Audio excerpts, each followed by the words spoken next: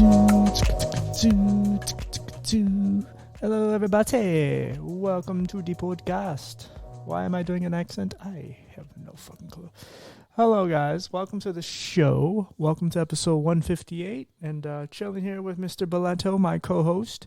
And just want to do a quick little disclaimer before we get into the episode. There was a random clicking noise. I think it has something to do. I explained at the end, but I'm sorry for that. I couldn't take it out because it was during conversation, but I apologize. Try to make sure that doesn't happen next time. I think I know the reason. I explained at the end, but yes, great story. Two people, and very, very sweet relationship between the father and son. So I'm happy to tell it, and especially coming off of, a few weeks ago we did one with my father. Actually, this would be like 2 months ago now. But yeah, so I get to hear a relationship between another father and son. It just was totally different than ours. But I hope you guys enjoy it. And I'll see you in a second.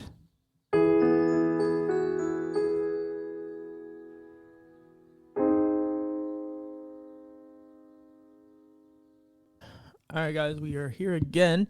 This one's a little more unorthodox than the usual because anytime I've ever had, I usually don't have more than one person on, but when I have, a lot of times they're in the same room or they talk off the same phone, but we're trying this three-way calling thing, which I've done, just not for a podcast, but I think it's going to work perfectly fine. And as I was saying to them off mic, I was reaching out to the father and realized the son was on the same website, and he asked me if he wanted me to have him by himself or both. And I said, let's just do both because their story is so connected and you kind of can't have one without the other. And to me, you get a more powerful message with them together. So, you guys want to kind of introduce yourself? Doesn't matter which one first. I'll go first. So I'm Robert Delena. I'm the dad. I grew up in Revere, Massachusetts, outside of Boston.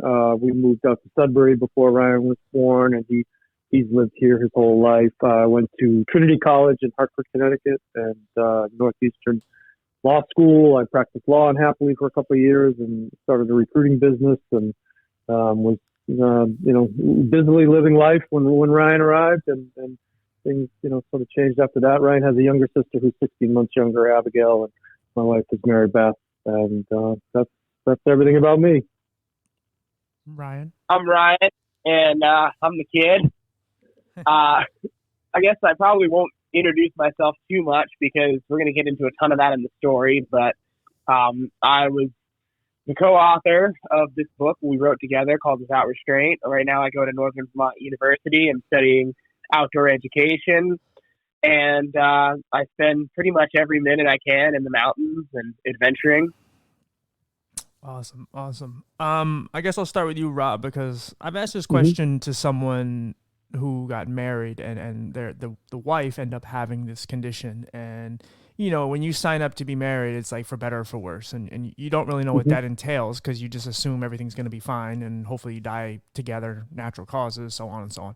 But you really don't know what's coming. And I would kind of ask you the same thing as far as having a child. Like, obviously a lot comes down the pipe here, but like, did you kind of know, were you planning to have a kid? Did you kind of know what you're getting yourself into? Obviously, you didn't know what he was going to end up having to go through, but were you kind of content with having a child and where it was going to take you? Definitely. No, we were ready. And, Mary Beth and I are both sort of type A people, and we have structure and routine in all aspects of our lives. And, we both grew up sort of blue collar, did well. We moved out to a big house in the suburbs, and we were enjoying, the aspects to that. Ryan came along, and then his sister came along, shortly after. So, we were right where we thought we would be. Ryan was, in the twos when Abigail was a baby, and Ryan was a rambunctious kid. He was really smart, and he was stubborn and willful and defiant when he wanted to be. But he was very fun to parent, and I enjoyed that aspect of his personality that was a little defiant. I saw, that he would be a leader, I thought, because he didn't always listen, and I think that was going to make him an interesting adult. Where things started to slowly go off the rails was with the introduction of schools. He was just really difficult.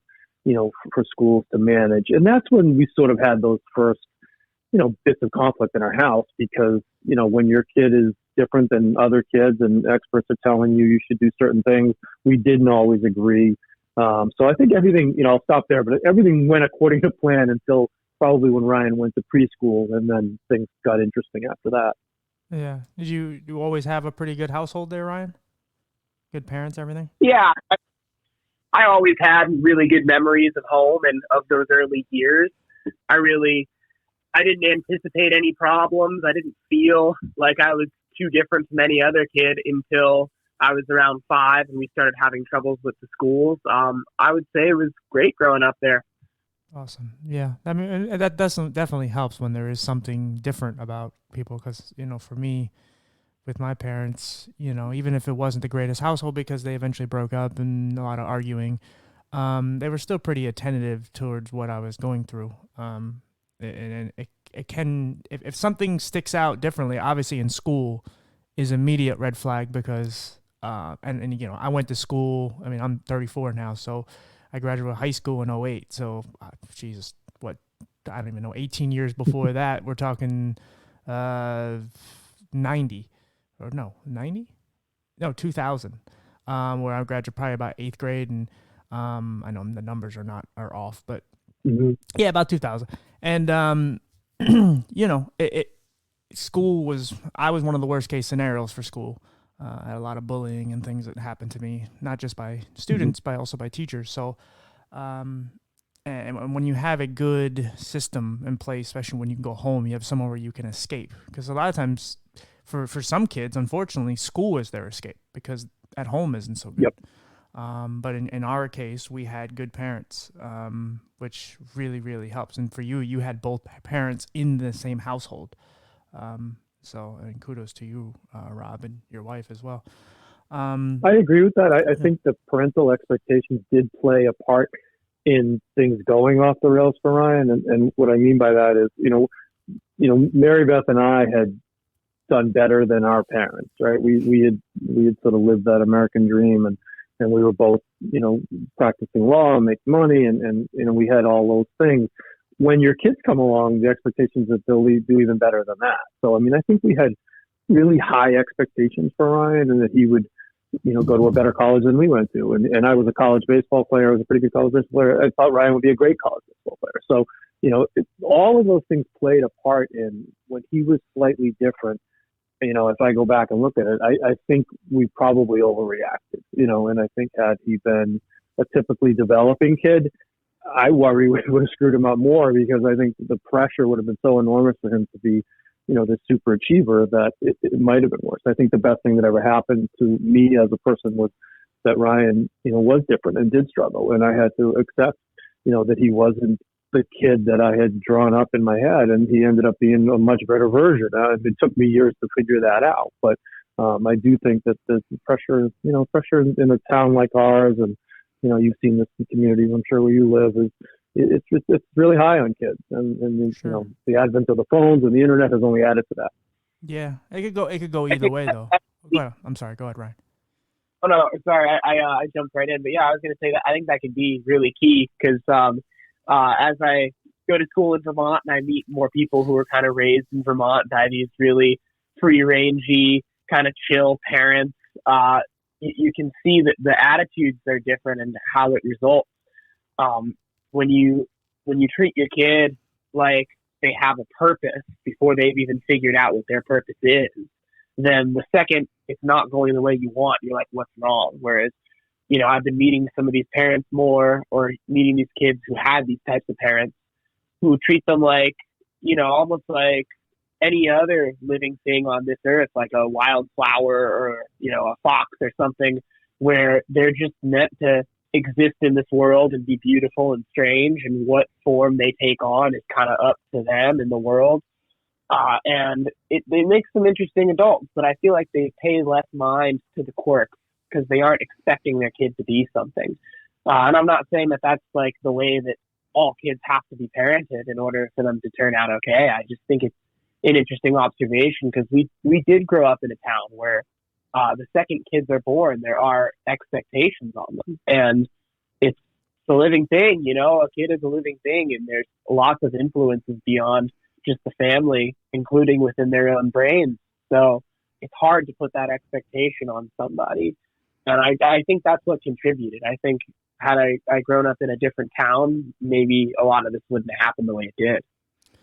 Oh, yeah. Your scenery is really key. I mean, you could put enough pressure on a kid to where he's going to fail because he's never going to amount, or he's going to feel, or she is going to feel that they're never going to succeed in their parents' eyes. You know, let's say you being Rob being a really good baseball player, like for him, what if he tried to play baseball and was awful at it? Now in his eyes, he may feel like he was a failure as a son or as a kid or person in society, which isn't true. But it's like if you put too much pressure on a kid, they end up going another direction anyway. Yeah, I mean, it's you kind of just I really envy, like I don't know how any parent or a kid really grows up nowadays. Like I don't know how a parent parents, and I don't know how a kid becomes a kid nowadays because it's so much harder. I mean, like I said, I graduated in high school in '08, and the politically correctness and everything was just getting somewhere. Whereas now it's awful. Kids can't even like say Merry Christmas or anything. You know, we had kids that were religious and they didn't put their hand over their heart for the Pledge of Allegiance, and that was fine. But now it's like we have to make sure everybody's included, which is not necessarily a bad thing, but it's also we go so far and beyond, and then we're giving trophies to every kid for everything, and so no kid really knows if they're good at anything. And then with him having a different condition and everything, you throw him into the fire. Sometimes some parents protect their kids so much that when they get to see reality kicks them in the face really hard. And then that's when the acting out can happen even more so because you don't know how they're going to take to that. And that was our experience in schools. I mean, it was, you know, the initial preschool called him gifted. You know, I thought, well, gifted sounds pretty good. And I remember the teacher looking at me with these sad eyes that it was this terrible thing we were going to be burdened with, and that lasted about a year, and then it was when he got into the a more formal preschool. One of those we lived in a town where we have one of those preschools that you have to put the kid's name on the list when they're in the womb, and we were so excited when he got in, and he was there one day, and they asked to have a meeting with us the next day, and asked to have a pediatric neuropsychologist observe him. And you know, think about that. He was there one day. Like, what could he have done to warrant that? And all he did was when they were trying to do this formal activity of making macaroni necklaces or whatever they were doing, he wanted to watch the sink fill. They had this big farmhouse sink in the room, and he wanted to fill it up and watch it drain. Ryan was obsessed when he was little with HVAC and plumbing and electrical. He loved like watching water move through pipes and air. And we used to walk around Boston and look at these giant fans and attached to buildings, and that was just, that was what he was interested in. And because of that, they viewed him as being so difficult that he should be observed as having some issue. And that's where things really went off the rails. It really started there. The pediatric neuropsychologist thought he couldn't handle that preschool, suggested he go to an integrated one in the town. That went okay for a year, and then he repeated the program a second year, and we didn't think about the implications of having him do the same program twice because everything that advanced during the first year reset at the start of the second year. And for a very linear kid, it threw him off. And then it was at that point, I'll let Ryan pick up the story after this. At that point, they suggested a therapeutic placement, which was the worst mistake we ever made. And I'll let Ryan explain why if you want. Sure. I just wanted to say one quick thing, Ryan. Like I kind of relate with that because again, like I said, I went through a lot of abuse and like I was molested in school. A lot of bad things happened to me. I know, by a nurse at that. And the way I dealt with my trauma, because it was adults doing it, and mostly adults. I mean, there was kids throwing stuff at me and everything, but like I kind of put myself in this bubble where just like my toys and everything became like my escape. So like I was really enamored with textures and how things felt, and because I was abused and just kind of damaged inside, and our case is different obviously, but the way I kind of suppressed a lot of my anger and sadness is I just threw, like I said, even looking at ceiling fans move and just textures, and because I was just trying to escape from any hell that I was in. And again, I didn't go through it. Mine was in school as well. But at that wasn't even to escape from the trauma because I didn't even have the trauma yet. Right. I I was just fascinated by large mechanisms. Anything that was really big and really grand and had a lot of moving parts, I wanted to see how it worked. I wanted to go inside it and, just figure it out. I was just a kid who was fascinated by that kind of stuff. Mm-hmm. And anything that I was into, I wanted to learn everything about. So like when I got into the Blue Planet movies, I wanted to know what every fish did and what it looked like and where they lived. And then it was fighter jets. I wanted to know every fighter jet and like how fast it flew. I was fascinated by things, and that is what ultimately made me a really good skier and climber, because I didn't just learn the skill. I learned the jargon and the techniques and all that stuff really quickly. But the trauma really started when I moved to my first therapeutic school, and even before that, when a woman from that school went to visit me at the preschool that I was at. She restrained me on the floor, and it was violent. It was about 20 minutes long. I was fighting. I didn't know what happened. She was like hurting my wrists and my arms by pulling them behind my back. She covered my mouth when I started screaming and I couldn't breathe. And, all of a sudden I went from this kid who, whenever I did something wrong, one of the teacher's aides would just walk and talk with me until I was ready to go back to class. All of a sudden, I did something that I didn't perceive as a big deal, and I just got what I perceived as, physically attacked for it. And when I moved to that next school, that was their ideology, is that if you weren't cooperating, then they were going to restrain you. And at times, it was even a punishment, even if you weren't cooperating in the moment. They wouldn't do it right on the spot. They would say, we're going to go back inside and we're going to do it. So it wasn't like it was this last resort when nothing else was working. It was the first thing they went to. Right. So at that point, I didn't really have an escape, because they taught them how to do it at home. They taught my dad and all my babysitters how to do it. It wasn't until I found skiing that I had that escape, and then that became my escape. Wow. Yeah, that's totally different. Now, and they had told us, that this was the model, because if kids that were dysregulated, a lot of times the human touch, and they described it as a hug, would sort of help them and bring them back and say, okay, you're okay. And when you hear that as a parent, and Ryan was 5 years old, it made sense. I was thinking, okay, that's not the worst thing if they have to do that. But when they taught us how to do it, they sort of show you how to get the kid from behind and kind of pin him down on the floor.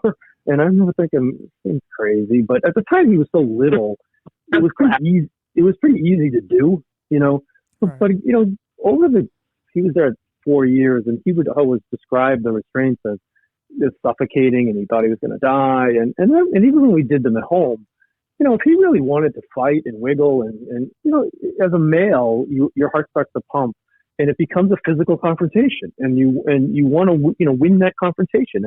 And he would go on for, long periods of time. And then after it was over, I couldn't even remember why he got in trouble in the first place. How did we end up on the floor? It just made, why did we get to that point? And it just never made any sense to me, because he was never going to use that the next time to make a better decision, because it wasn't teaching him anything. It was like hitting your dog. It quickly became, clear to me that this was a terrible approach. The problem was, once he got to that school in Massachusetts, when you go to a therapeutic school and you have a one-to-one aide and you're at a place that restrains, it's really hard to go back to public school. So all of our options to leave there were other schools that did the same thing.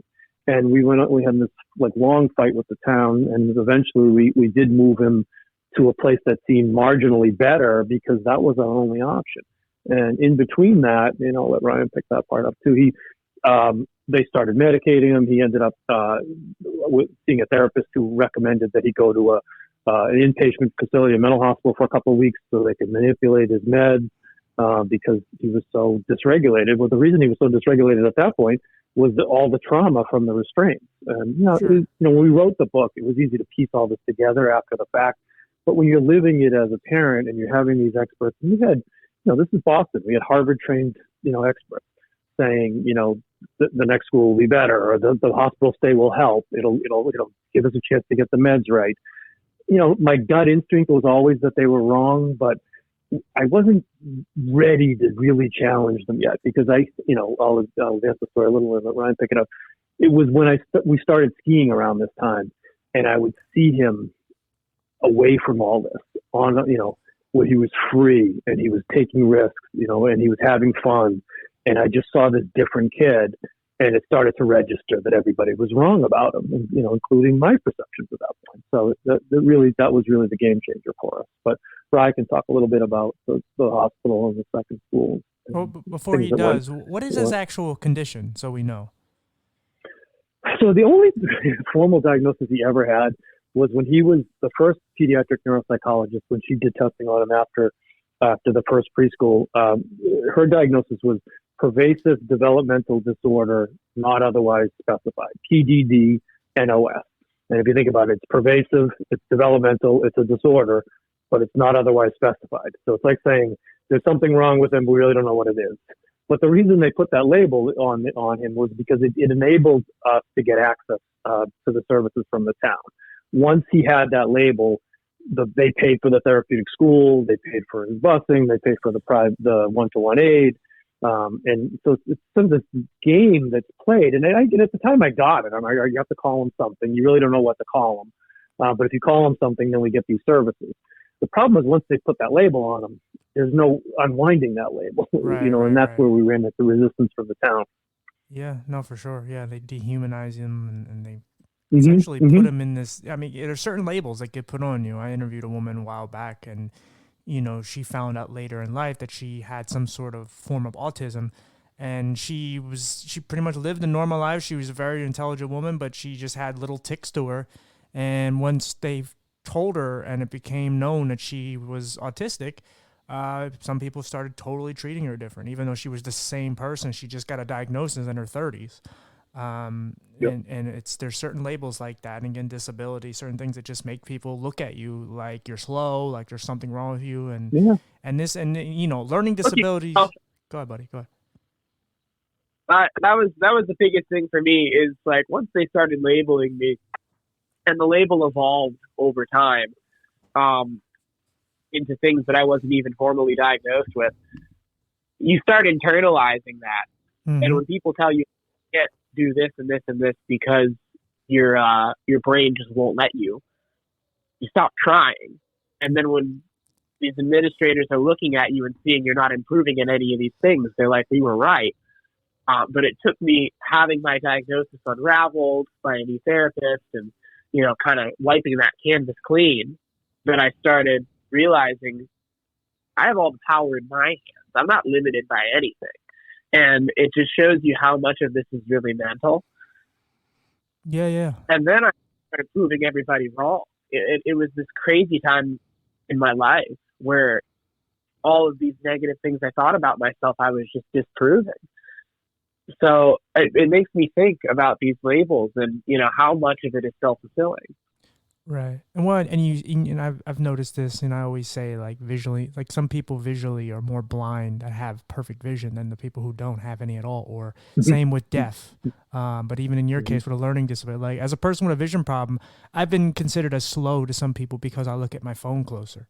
And there's classes they wanted to put me in and all that. Didn't matter that I was getting straight A's. It didn't matter. It was just like, oh, but he does this. And it's like, so like, what does that matter? And it's people that are just very ignorant and don't understand anything. And because they look at something that's totally different and off-putting to them, it's like, oh, we got to put this, like, remove this from my sight. Because some people can't imagine themselves with what we have. Just something that's a little off, something that's not working as well. It's like, well, we have to find some place for them to go because that's where we used to be put in camps, and and we were treated poorly for that. And it's unfortunate that so many kids have to go through it because it is very scarring. You have to live with that for a long time until you find some sort of purpose, and then, as you were saying, you kind of you actually you kind of thrive in the idea of proving people wrong. Yep. And in Ryan's case, it manifested itself. He was little as he was reactive. He was emotional. I mean, if things went poorly for him, he was more vocal about it than other kids. I mean, he wanted everything to go perfectly, and when it didn't, it ticked him off. And so when people see that in public settings, they just assumed he was, poorly parented, or just a, misbehaving kid, or it was just a brat. And, I mean, I have people come to me and say, you should really give him a whack on the ass, or, teach that kid a lesson, and they'll be, they have no idea what's going on inside, and that he had just these struggles that were different than other people. And it took him a little while, especially in a setting where the pressure was on, and that's, I come back to skiing again. Skiing was this place where, being a little bit, different, or a little more of a risk taker, or, we would see these other skiers and these other kids that were, they were rewarded for that. And it was just a more freeing environment for them. Yeah. And you're building up anger too within a person. Like again, somebody said this to a teacher of mine in high school. She was like, I wouldn't be surprised if he was the kid that shot up the school. Now, as awful as that was, she wasn't far off, because though I would have never done it because I was a soft kid, I also, I had the anger. I had the rage of being bullied and mistreated. Yeah, bullied. And so, but a lot of that, it's all from people. And again, I'm not excusing school shootings or anything, but there's a lot of times if we don't deal with mental health, and kids are mistreated so poorly, and it doesn't have to be by their parents, because, like I was saying something to somebody at work today. I was like, we spend more time with each other than we do people we love and our family. So we should try to get along, because it's the same thing with school. Like, our teachers are so instrumental on us growing up, whether we like them or we want them to or not, they are. And if a teacher starts screwing you up and saying horrible things, or just neglecting you, or treating you differently from the other kids, it's very known. And you start to feel ostracized from the class. And then if you start getting put in other classes like he was, because I was put in visually impaired classes, and I realized I was too smart for those classes because they were treating them like last year's work.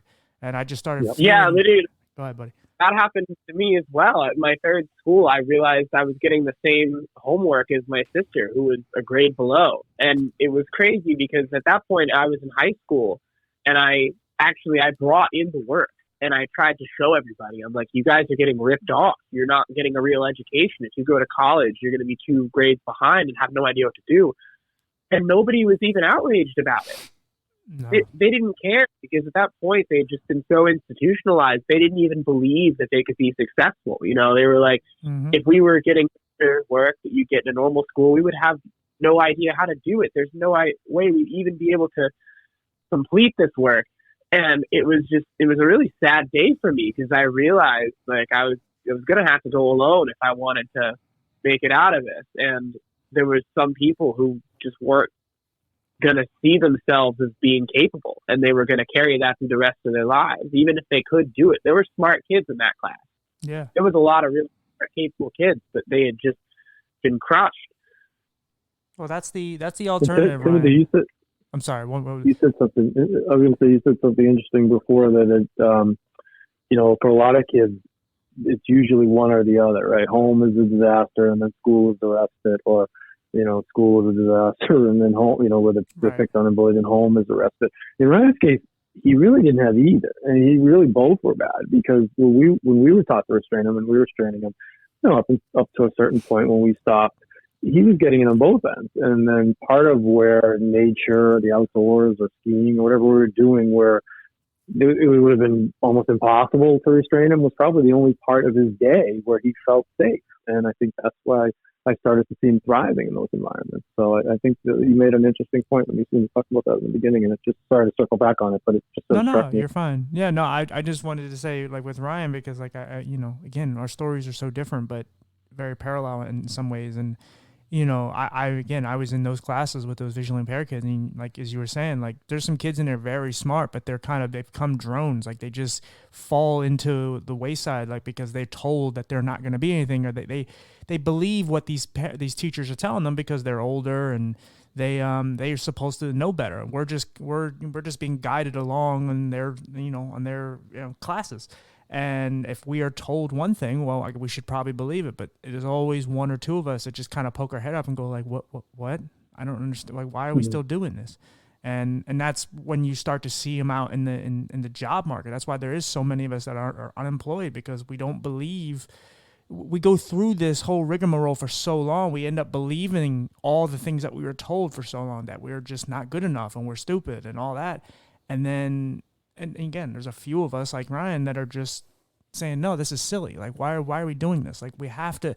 And that's why it's so key for us to advocate and constantly speak up and show how powerful we can be, because it's tiring and it's so sad.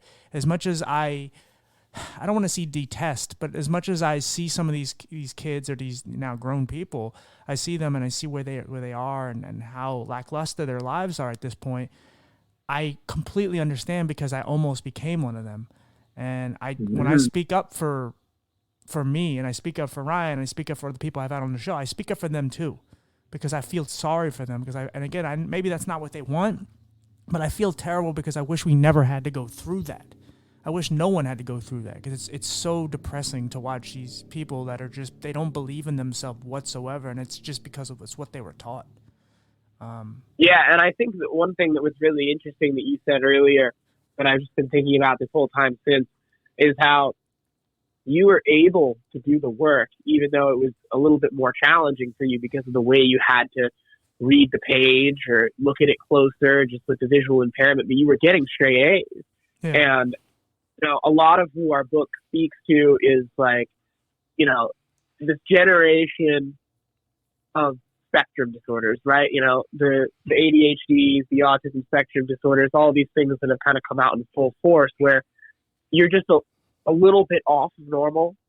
You're not totally disabled, but you're clearly not what they would call as neurotypical. Right. But as a result, you end up going through this whole process that can just be so damaging. But I never thought about it, that it could be that way for people with physical disabilities too. Yeah. People have trouble walking, have trouble seeing, have trouble hearing. That's just one aspect of you. Your brain might work better than other people who are, can see just fine and are in those classes. They might not be nearly as smart as you, or as able to do the work, or as dedicated to finishing it. But yet you're the one who gets treated differently. It expands the list of people who are affected by these systems. Beyond as I listen to you both, what's the commonality of who's affected? It's that you're harder to teach, right? You're going to be more work for a school system or for a town, and the unwillingness to do that work results in them blaming you, right? You guys are the problem. It's your fault, and we got to medicate you. We got to send you out of the district. And then the parents have to do that extra work too, and it took us a while to get there. So I'll blame myself, especially when Ryan was younger. But it really is, I think, when it manifests itself in schools, for both sides, it seems like the same thing. I think that's a challenging thing too with schools, because like if you think about it, how many people do you know who are just trying to do a job? They just want to clock out at 5 o'clock and go home. Like I wonder. That applies to all careers. That could be teachers too, that could be doctors. There might be people who are really just not trying to go that extra mile for anybody. So it's easier for them to just like stamp you and send you off to the next school or institution or wherever. Yeah. And what you really need is you need those dedicated people who we met along the way, who saw something in you and were like, hang on, like you guys are doing this all wrong. Yeah, and one of the things people don't understand, because they look at people with disabilities, regardless of what it is, they look at us like we're a liability, and it's so far from the truth. Like, yeah, if you mishandle it, sure. If you put a blind guy, in a forklift job, sure, that's mishandling it. But like, there is ways around everything. There really is. Technology has changed so much for all of us that there is no real excuse. And the reality is, if you give somebody with a disability a real chance, they're going to prove you right, because they have to prove themselves right first, because of all the mental harassing that they went through from just kids or grown-ups. And they have to prove to themselves that they can do it themselves, because again, 75% of us are unemployed. And there's some of us that refuse to listen to that statistic and don't want to be a statistic, but it's hard not to ignore. And so when we get into a job and when we can prove ourselves right, it's like, wow, like now, again, it also inspires people, because if you're a person who has full sight, or you have full hearing, or you can walk, so on, you can watch this person do something with, whatever their impairment is. It inspires them. Even if they don't outwardly say it, you can motivate people just based on how powerful you are by just doing things that they couldn't fathom doing with what you lack. Yeah. Yeah. And that was a lot of what happened to me when I went back to high school, when I went back to Lincoln Sudbury Public. Essentially, for years we had been saying, like, I can be back in the school. And they were looking at me like, no, you're a liability. Like, you're unstable. You might hurt somebody if you're back in the school. I'm like, why would I hurt somebody if I was back in that school? All I want is to be there. Why would I ever jeopardize that opportunity? What you're not getting is that I'm not some kid who is just violent. I respond that way when the teachers try to put their hands on me, because I'm traumatized by it. And the second I'm removed from that environment where they're allowed to put their hands on me, that's going to go away. And nobody wanted to listen to us. They wanted to blame it on me and not on the administration. And ultimately, after, going to, 4 different schools, having like an intermediate step where I was doing, one class at Octon-Boxborough High School, they finally agreed to give me a 45-day evaluation. And if I screwed up at any point at LS, they were going to pull me. And we had a meeting at the end of that evaluation, and all of my teachers came in to talk about what a pleasure I was to have in class. There were no issues in those 45 days. In fact, the only issue in those 45 days was that they moved me into a class, an advanced math class, because they thought I was too smart for the one I was in. And I was trying so hard to keep up with the work, and I could understand the concept. It's just the class moved too fast for me to catch up with everybody else. And I was taking a test, and I didn't know all the material, and I was on the verge of tears because I was so scared that if I didn't pass this test, they were going to use it as an excuse for me to not pass this 45-day evaluation. And it was just all of those years of trauma of just having people use the smallest thing to tell me why I couldn't be a part of society. And I'm like, this is it. If only they hadn't moved me to this class, I'd get to stay. And of course, I was back in the real world, and it was just a test.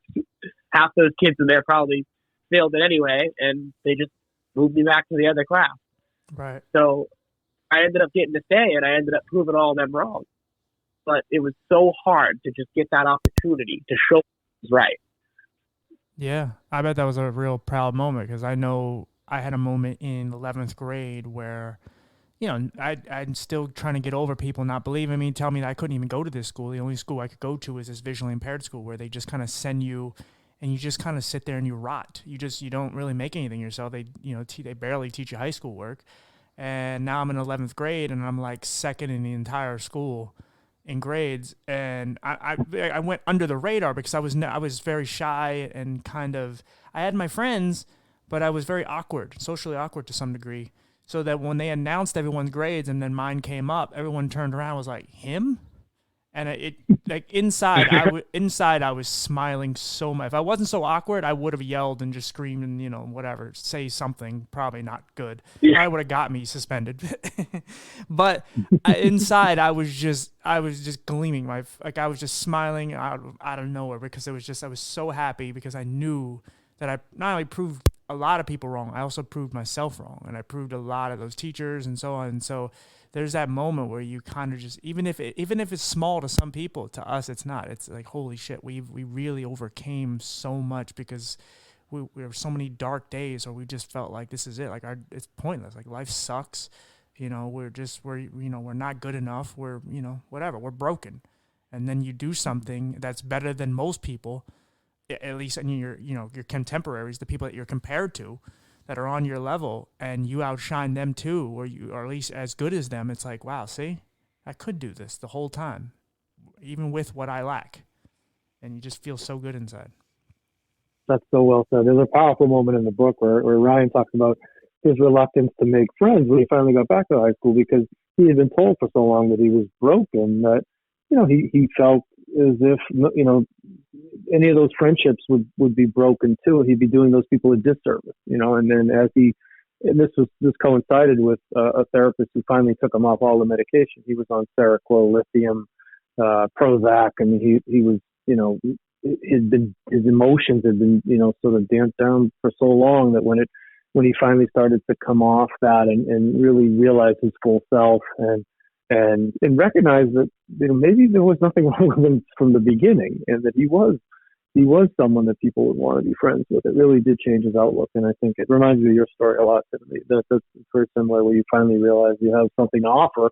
You're going to go out and offer it. If you're told you don't, then you're going to start to believe that, and that was a big factor in his life for sure. Yeah, no, I think I said I really love the parallels between our story, because it's so different, but it's not hard. Again, I don't go into a lot of these stories like knowing much. I just try to get to know you and then see where it goes. But if you have empathy and you have a little life experience, it's not hard to compare some of these things, even if it's not disability to disability. It could be some sort of trauma, period.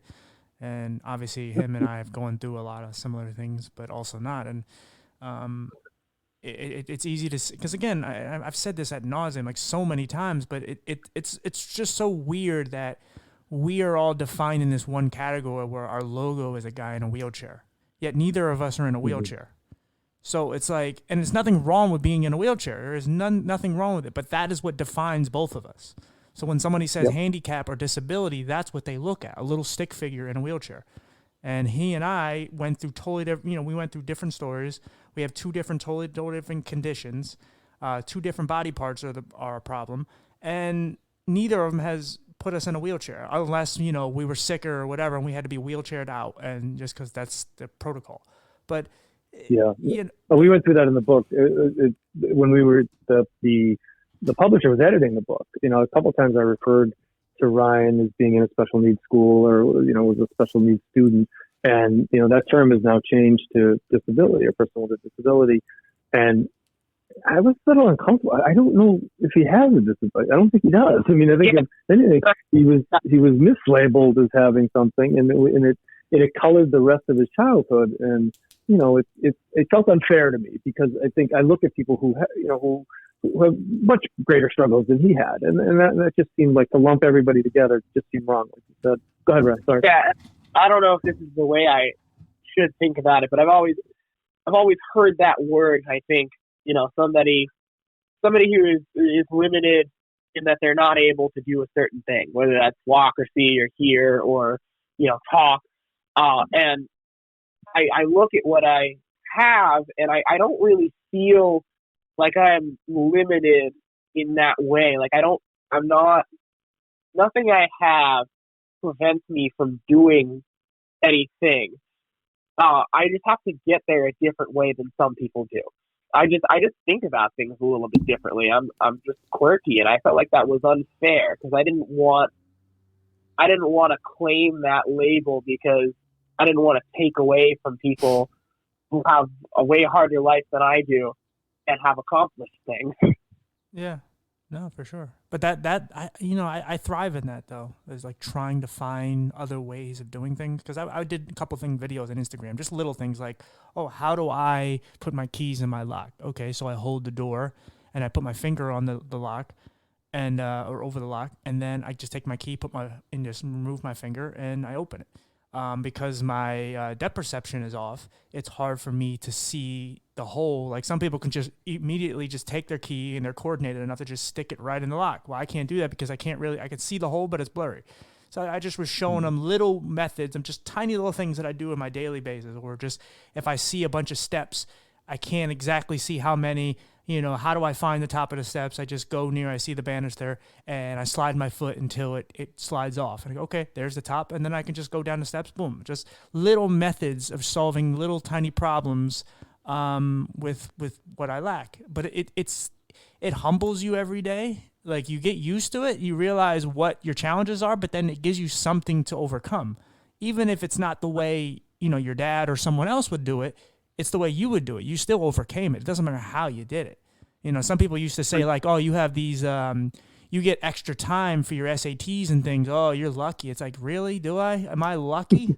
Like, thank God. I mean, because there's some things that just like my eyes will get tired of staring at this machine we have called a CCTV, and it blows things up, and you can read under it, and you can scroll. It has like a little slider, and you scroll your book or whatever you're reading, and it tires you, gives you headaches, it blurs your vision after a while, just like anything with your cell phone or anything. And so, yeah, I get a little extra time, but I genuinely need it. But once I get that, I can get it done. And it's like, however it works for me, just like however something works for Ryan. I can't tell him to do something my way because he has better vision than me. So it's just, but it is a challenge, and it gives you something to, again, sometimes I'm not going to make it all positive, because some days it's like, oh, come on. Like, can something go right? But also at the same time, there's when you do overcome it, it feels fulfilling. I don't know how it does for you, Ryan, but that's how it is for me. Yeah, and I feel like it depends. You know, a lot of times I feel like I have to figure out how my brain is going to best perceive certain information, and it's a little bit less exciting, a little bit more boring the way I deal with things. But I get stressed when things are in really small, screw that up. I get stressed when things are in really large chunks, so I have to break them up into smaller, approachable tasks. And I'm just a very task-oriented person. So if I have a defined start and end for what I'm looking to do, I can just crank through it.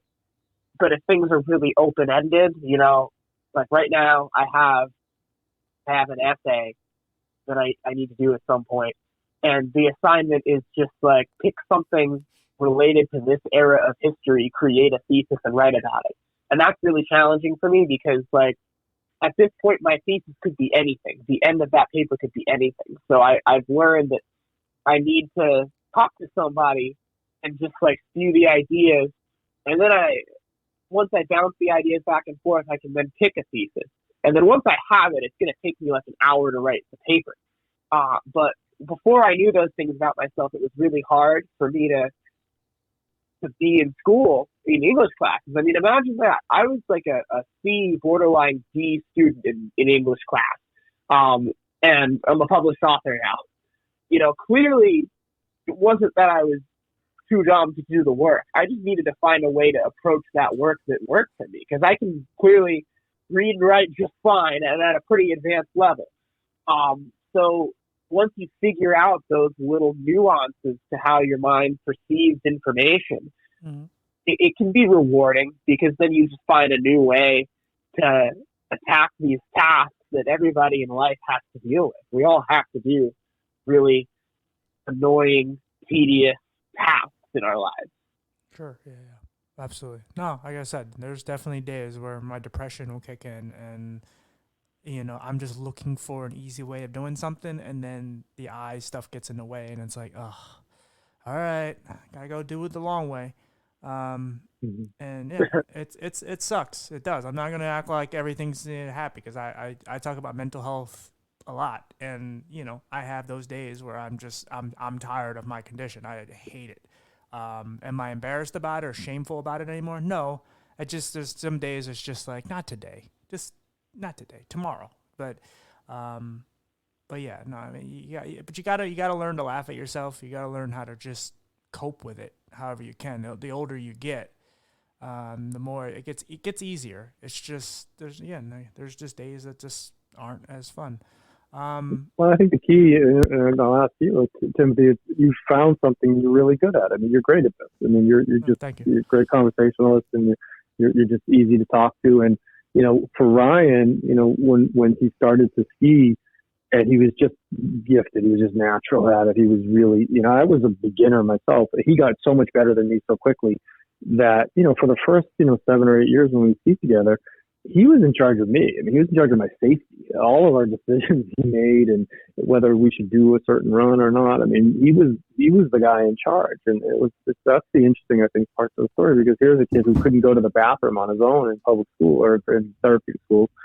You know, he had to have a monitor every time he left the room, and you know, we were in mountains out west that, you know, people do die on. I mean, the bad things can happen, and he was 8, 9, 10 years old making all of the decisions, and he just, you know, it wasn't that he was just talented on the skis, but he researched everything about it. He made good decisions. He embraced, you know, everything from snow science to weather to, you know, certain, you know, slopes, angles, and he could look at my ability and say, you know, Dad, you got this one.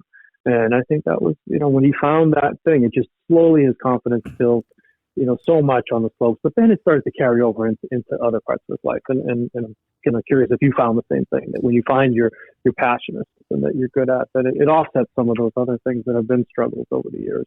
Yeah, no, for sure. But also it helps to meet people like you guys and so many other people with disabilities and just traumas, because it makes me understand what I went through. That, again, feeling less alone is so key.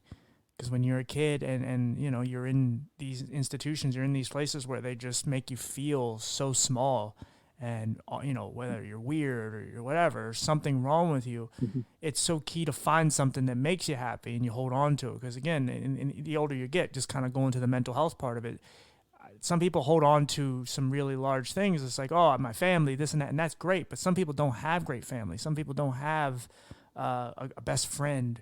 They need something, and you know, sometimes holding on to an artist that you like, their next album is coming out in 2 months. You're holding on to 2 months to live because that's something you want to listen. Well, in 2 months, anything can happen.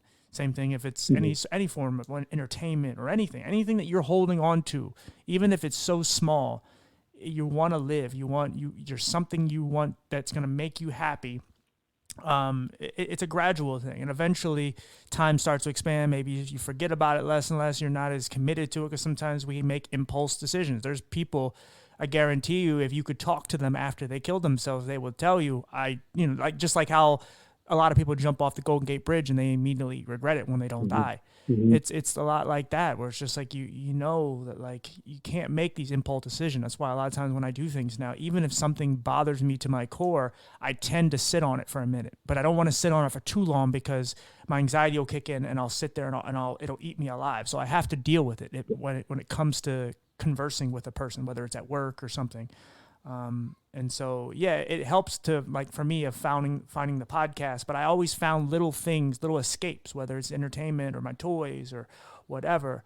I've had to, because, you know, depression can eat you alive, and you know, go ahead, Ryan.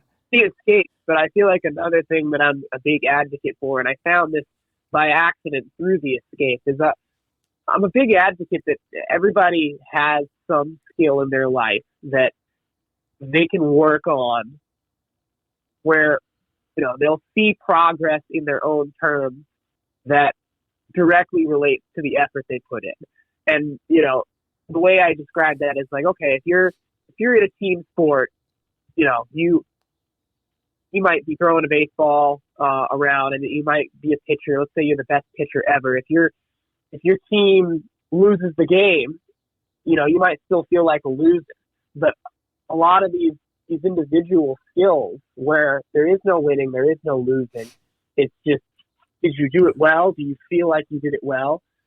That can be so good for you, because what I've started to internalize is, like, with skiing and with climbing, they're very hard activities. They take a long time to master. But as I've put in this effort over the years, and as I've dedicated myself to getting better at this craft, you have these moments throughout time where you're like, wow, all of that effort became something. And you take that back into your everyday life. You carry yourself that way, that, you know, you are the person who, you know, your body was able to climb 512 with 4 years of effort. You managed to do this thing that very few people have the fitness and the technique to do. And you start applying it to these other things. Like, okay, if I'm a capable person. Clearly, when I put in effort, it becomes results. All of these other things that I have to do just as a human that lives in a society, can't be that hard. And, I can do it. Sure. And you can become a person with a lot of confidence, even if you started as a person with none, because you build that self-efficacy through that activity. Yeah, for sure. And this is something I've talked about a lot is when it comes to having bad days, whether it's mentally or physically, the older and the more adapted you become with whatever it is that's ailing you, it gets easier. Like for me, when I say like mental health days, and a lot of times my eye days are also attached to it. So if I'm having a bad eye day, it can really take me down mentally. But when I am able to come out of these, especially the mental days, they don't last as long. They're not months. They're not weeks. They may be hours. They may be 24 hours. But usually the next day I can wake up, smile, and just be over it. And sometimes we need to cry. Sometimes we need a day to just kind of live in whatever, in memory, and just the things that we've had to just, sometimes we kind of forget where we started from and how bad it was in order to appreciate where we are currently. It's hard to understand it because you've been dealing with this for so long and so much life still goes on. You still have to try to work. You still have to eat. You still have to shower. You still have to do all these things.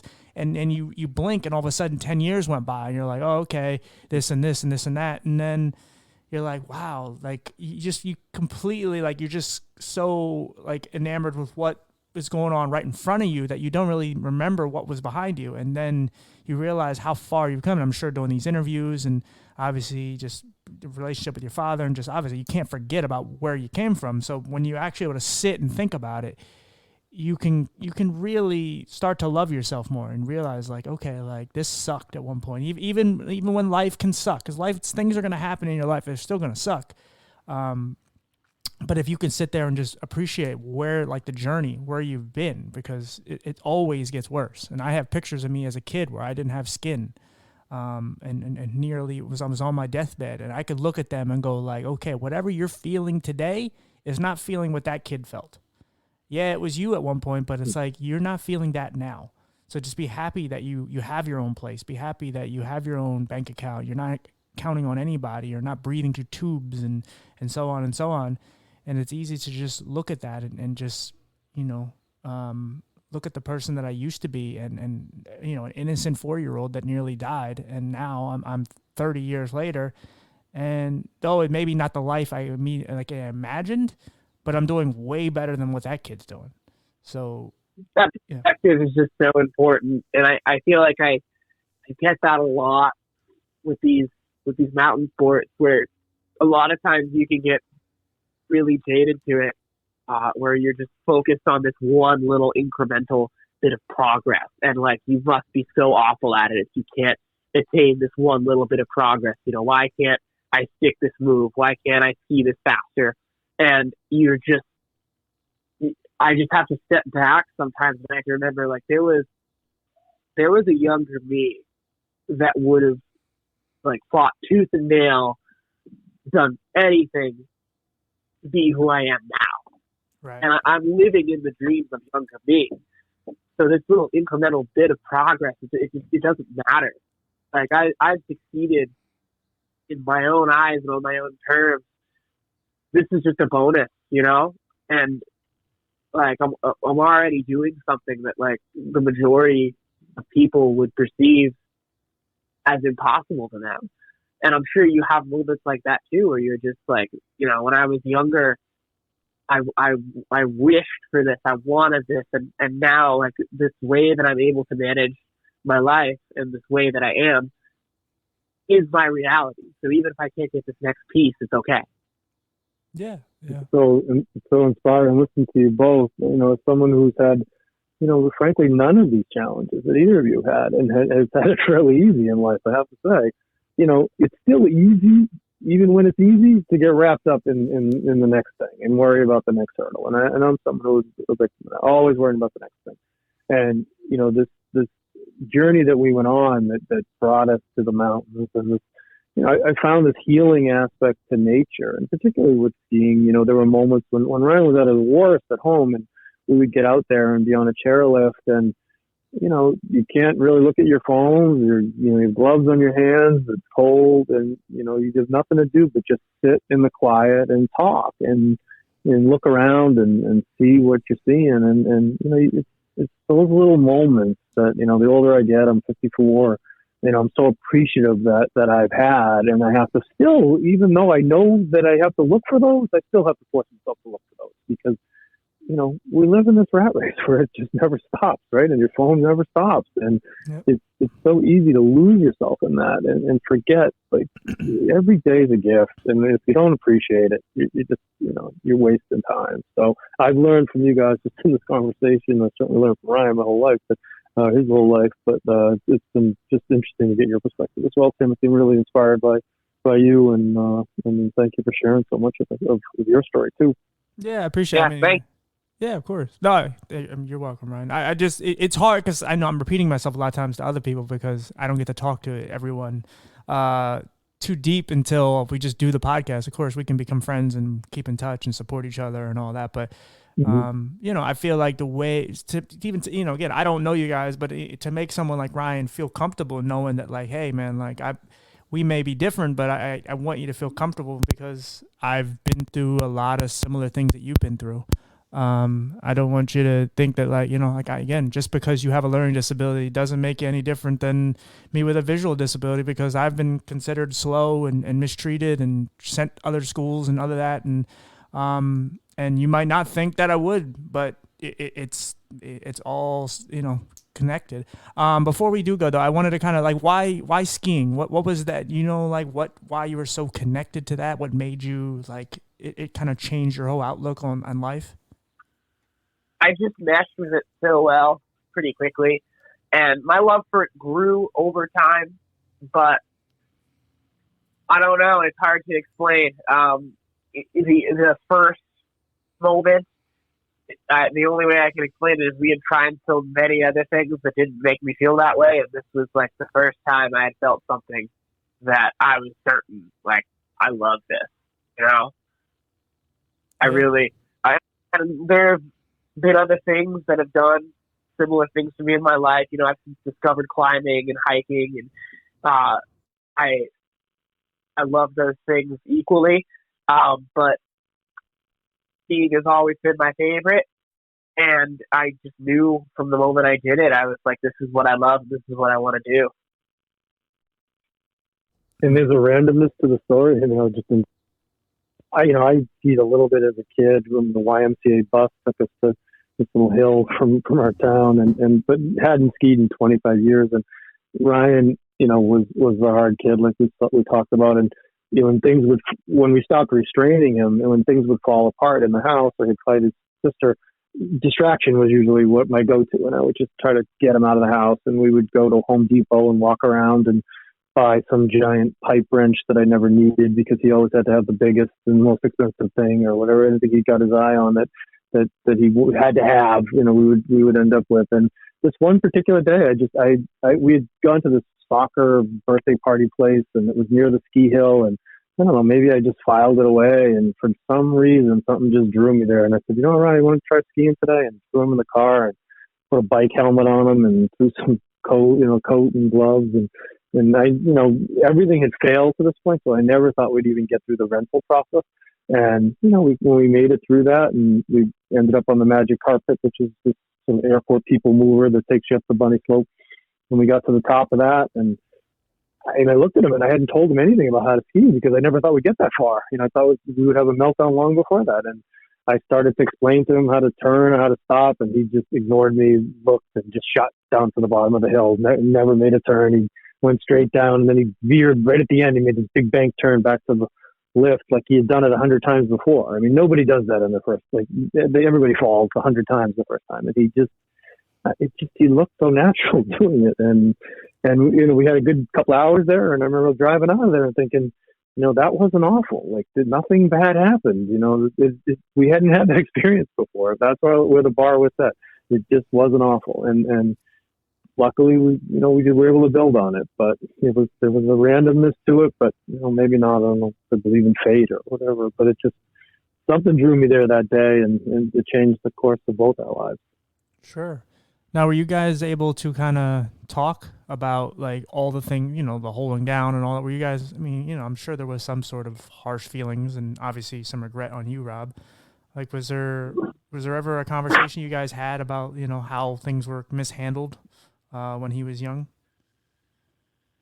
So it's interesting. I'll jump in. When we decided to write the book, and Ryan, you know, had to face the decision to really go public with the story and have to live with it forever. You know, it was. I think that was the biggest hurdle for him.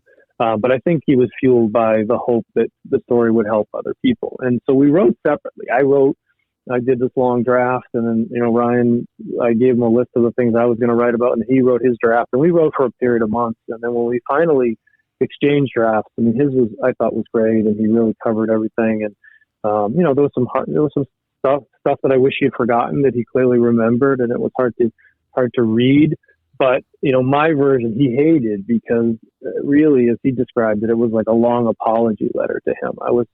I felt so bad about, you know, how how his life had been, you know, it had taken a turn, and it really was, you know, my wife and I making a decision to put him in that therapeutic school that did that. And I wanted him to know that he could have had all these things and his life could have been so much different, because he was he'd gotten to a place where it was pretty good, but I kept thinking, well, if we'd never taken him off to begin with, imagine where he'd be now. And you know, when he read that, he was so disappointed in my draft, and he kept saying, you know, this isn't a sad story. This isn't, you know, I went through some stuff, but look where I ended up, and I'm the person I am because of what I went through. And so I think those conversations we were able to have as we worked through different drafts, and as I sort of changed the tone of my version to really, you know, jive with his, that it was, you know, listen, this happened. I made a mistake.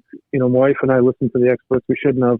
And you know, I wish we hadn't, but, you know, we did right the ship. We did figure out that we were going down the wrong path, and we did change, you know, course, and we did fight hard to have the town change. And I think he appreciated that. And, you know, but I am sort of touched, you know, as I read his version and as our relationship has progressed, that he doesn't seem to have any hard feelings, and he doesn't harbor any resentment, and he's very empathetic with what we went through, and that we were just trying to do our best as parents, and there's no handbook on this thing, and you're the first kid especially, you're just trying to do your best, and, you know, we're not perfect people, and I think that's the honesty in both our, you know, approaches in our writing and in our the way we deal with each other has made things, I think we've gotten to a really good place. I mean, we always were in a good place. I think we're as close as friends, I think, as a father and son can be, and that's pretty rare. I mean, we do like spending time with each other,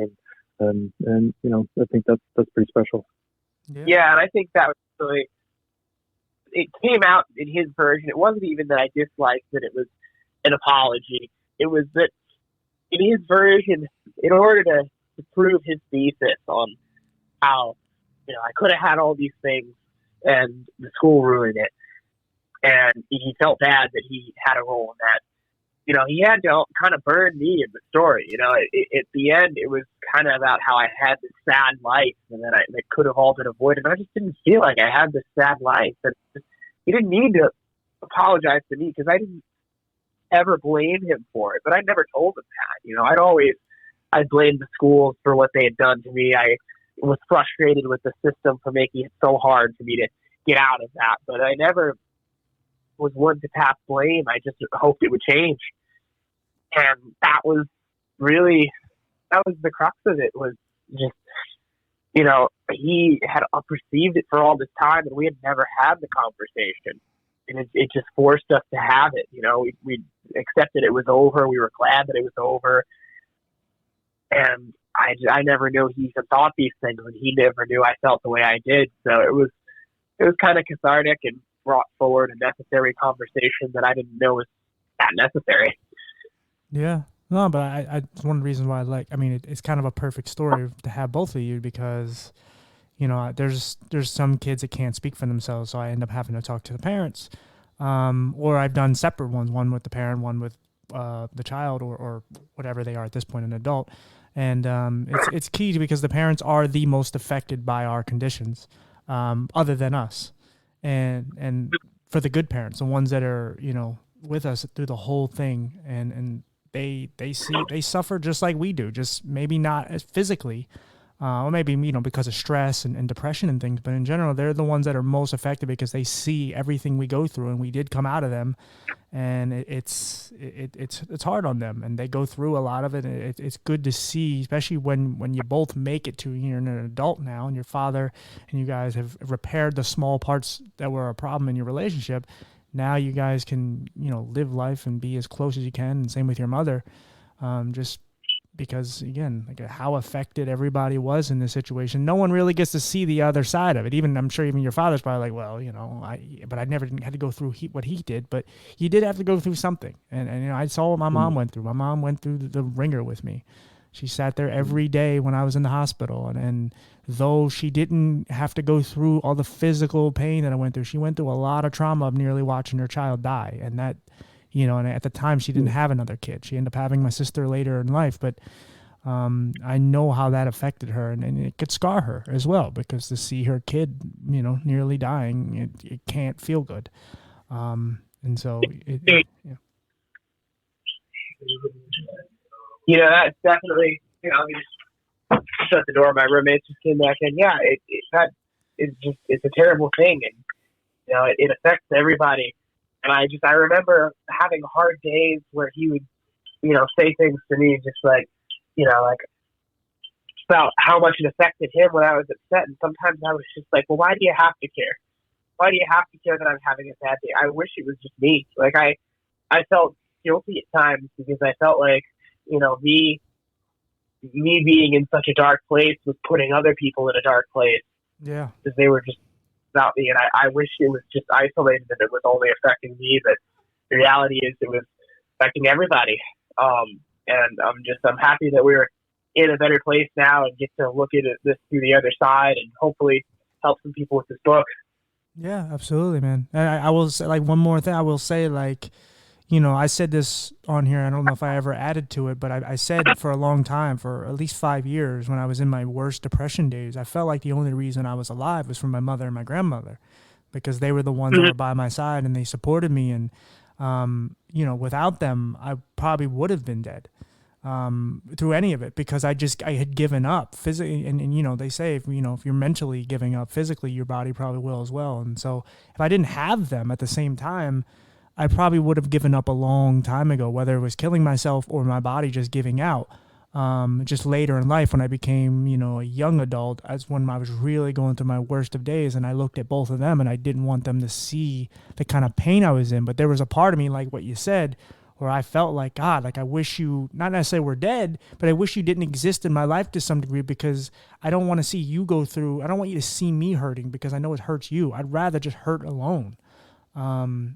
But, obviously, thank God for them, because if we didn't have them, who knows how our story would have played out. Probably much differently, much worse even. Exactly. I hear from a lot of parents now, and particularly the dads.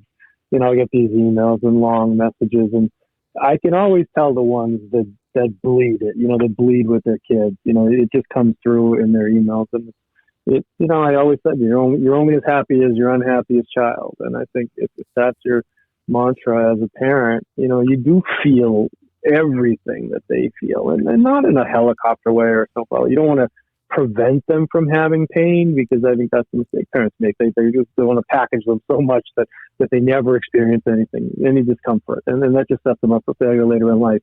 My wife and I let both our kids, have these experiences and have successes and have failures, but that doesn't mean you don't feel them when they fail. It eats you up inside, and you toss and turn all night, and you wish it was you. Let it be me. Let it be me that has this, not him or her. Sure. It's not an easy thing to be a parent, but it's a great thing. It's the best thing. It's just not that easy. I'd be remiss to say, like, before we get out of here, because I want you guys to promote your book and everything. Might as well give a little love to your mother, since she also played a part in this, I'm assuming. And she did.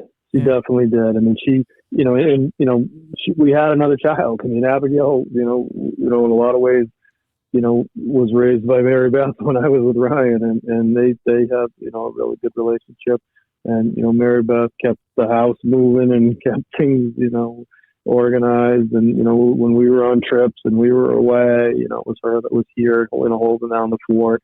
and she is, she's really good with the doctors and the schools and the paperwork end of this thing, and was really critical of some of the decisions in a more legalistic way. I tend to react more emotionally.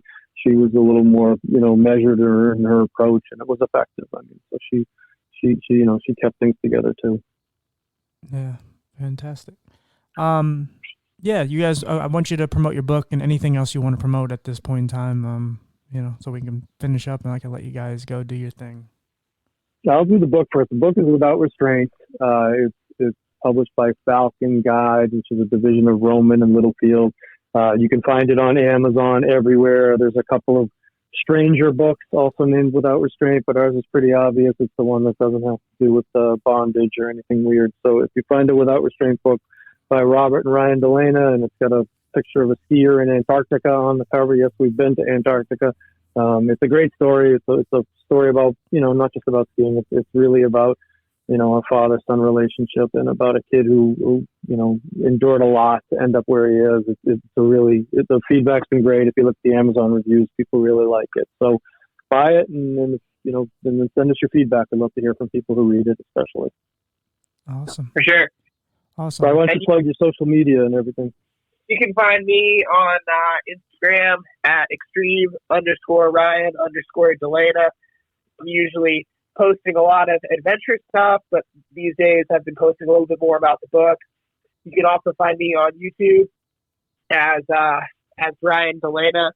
Over there, I've been doing more, 10, 15-minute narrative style edits of some of the adventures I go on, and that's just a good way to connect with what I'm doing now. Awesome. Well, I honestly, I thank you guys for coming on. I hope you guys keep in touch. Ryan, if you ever need a friend when you're going through your shit, please call me anytime. Text me. And Rob, like I said, anytime, and you need anything, just, holler. And definitely. No, it was amazing to hear your story, and I'm sorry for everything that you went through, the abilities that Brian had, and there's some forgotten kids in the system, and I think thank God for people like you who don't forget about them. Yeah.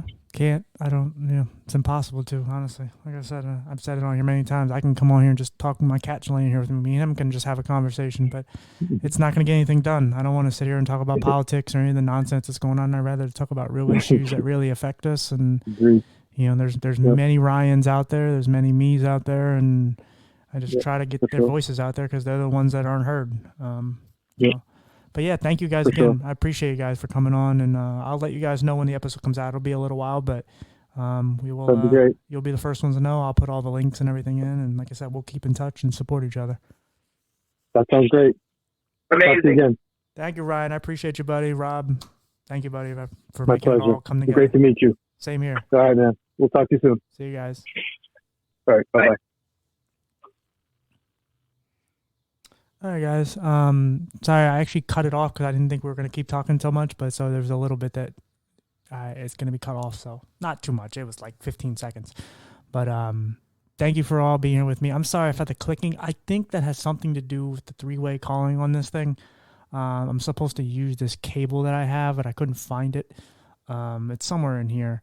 I'm supposed to actually hook it to my phone. I guess it's supposed to have better service when you do three-way calling. So that's my bad. I still think it was really good. There's just some clicking. And, of course, Alexa was in the background with her nonsense, letting me know to take my eye drops because she's a twat. I mean, she's good, but she decided to just interrupt. And you know what? We don't want to deal with her. But, yes, thank you, guys. Bullet is here. You want to purr people out of here, huh, buddy? You feel better now? You're contributing, big guy. Okay, he's done. He's like, I'm gonna rub my face against the mic, and that's it. That's enough of you. That's enough of you guys. You're not getting any more of me. I can't give it to you every time for as much as you like. He's not gonna. What? What are you doing? Oh, okay. He was making weird facial expressions here. Anyway, guys, thank you for being on this journey with us. I hope you enjoyed it. Something different. And, just another story of people overcoming. And, I'm having a weird eye day right now. I think I got an ulcer in my eye. It's just a whole thing. So hopefully this goes away. More eye drops. Yes, so many. I'm taking like 20 eye drops a day just in one eye. So, life. But yes, but I'm breathing. As you can tell, I'm smiling. So we're not going to let this ruin my day. Me and Bullet are going to snuggle up, and then I'm going to go to the gym. Not with him, because he wouldn't like it. Too many people. I barely like it with all those people. Right? We're a recluse. We like to be away from everybody, don't we? Yes, we do. Big old chunker boys. Oh, he's so chunky. All right, guys. Thank you for being on this journey with us, and I will see you guys next week for another one. Bye-bye. I can't find the button. There it is. I hit the wrong one. I have 2. Bye, guys. I'm silly.